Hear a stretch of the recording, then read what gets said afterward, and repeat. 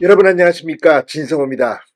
이재명 더불어민주당 전 대표는 오늘도 재판에 나왔습니다. 서초동이 자신의 지역구 같습니다. 자, 이재명 전 대표 방금 전 서울중앙지법의 대장동, 백현동, 위례, 성남FC 뇌물 및 배임 혐의 재판에 출석했습니다. 기자들이 진을 치고 있었습니다.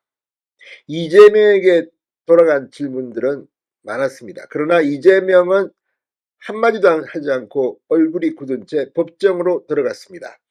자, 지금 이런 장면을 앞으로 많이 볼 겁니다. 무엇보다 대장동 판사는 5월달 선거기간 중에도 이재명의 재판 일정을 통지했습니다. 이재명 전 대표 측이 힘들다고 하자 그러면 선거 일정 서류를 제출하라고 했습니다.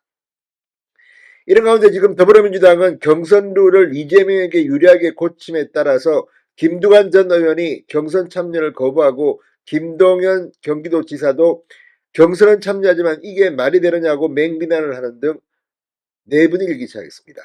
그런데 이런 와중에 이재명의 신간이 출간되는데 그 내용이 또 논란이 되고 있습니다.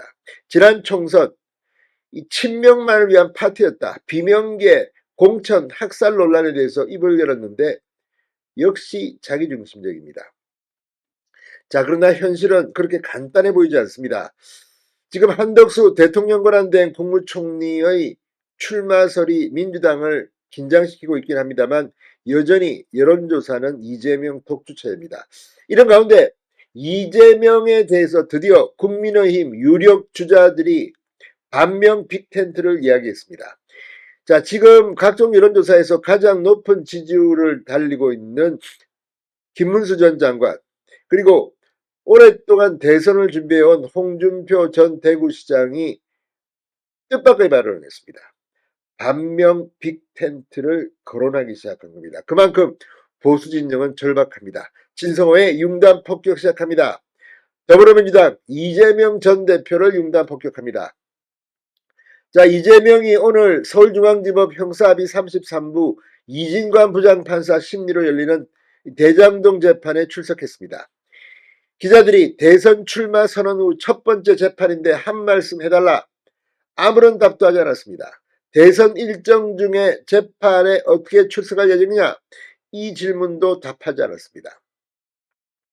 자, 지금 대장동, 위례, 백현동, 성남 FC 사건 공판에서 재판부 교체에 따른 공판 갱신 절차가 지난 기일에 이어 오늘도 계속 진행 중입니다.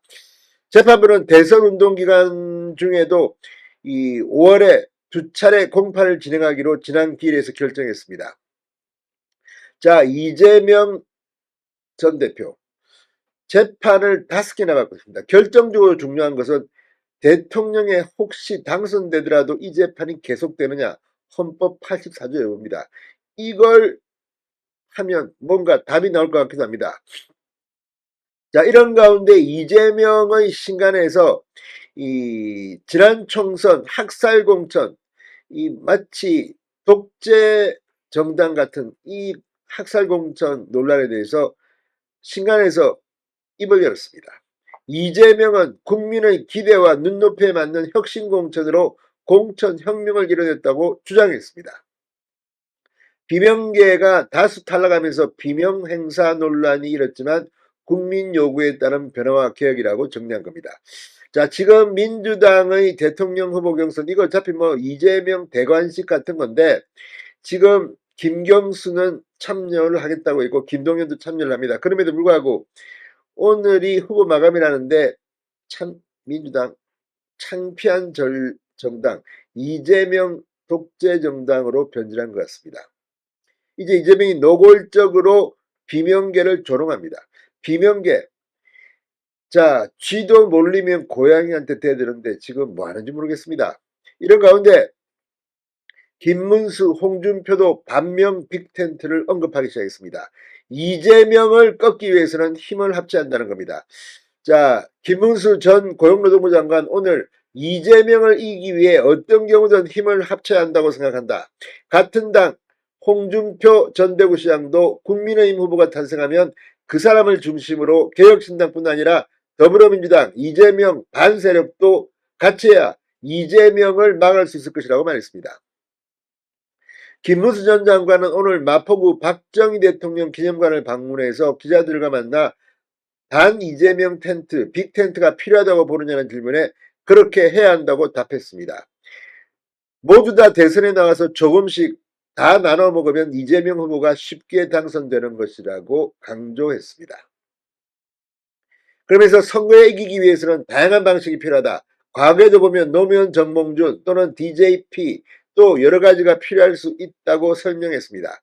그러나 그것은 당내 경선이 끝나고 그때 가서 판단할 문제고 경선이 컨벤션 효과 때문에 상당한 정도로 성공해야 한다고 말했습니다. 자, 일단은 경선 흥행이 성공해야 합니다. 한덕수 대행에 대해서는 제가 지지율이 확 떠서 상대 후보를 능가하면 그런 얘기가 안 나올 텐데 답답하니까 한 대행까지 차출해야 하는 것 아니냐는 얘기가 나오는데 최종적 판단은 한 대행 본인이 판단할 문제다. 경선하는 사람 입장에서는 조금 맥이 빠지는 것도 사실이라고 말했습니다. 자, 아무튼 김문수 전 장관은 상당히 솔직하게 자기의 심정을 이야기하고 있습니다. 홍준표 전 시장도 SBS 라디오 김태현의 뉴스에 나와 탄핵 직후여서 국민들이 이재명 전 대표에게 쏠려 있어서 반 이재명 텐트를 만들지 않을 수가 없다고 했습니다. 이준석과 이낙연, 유승민을 다 포함해서 원샷 단일화 경선을 할 수 있다는 말인가라는 질문에 단일화 경선이 아니라 정치력의 문제라고 답했습니다.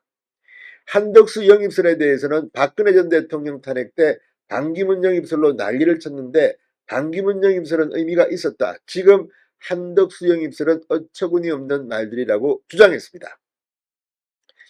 자, 아무튼 지금 이 국민의힘 일단 한덕수 이야기보다는 내부 경선이 흥행에 성공해야 합니다. 지금 오세훈 서울시장이 빠지면서 조금 김이 빠진 것도 사실입니다. 그러나 지금부터 흥행에 불을 붙여야 합니다. 지금 이재명의 민주당은 1당 독재처럼 1인 독재처럼 되어버렸습니다. 그렇다면 국민의힘이 강점을 살려야 하는 것 아니겠습니까? 오늘도 이재명은 법정에 재판을 받으러 나온 범죄 혐의자입니다. 지금부터 전술을 잘 짜야 할 것 같습니다. 진성호의 융단 폭격이었습니다. 여러분 감사합니다.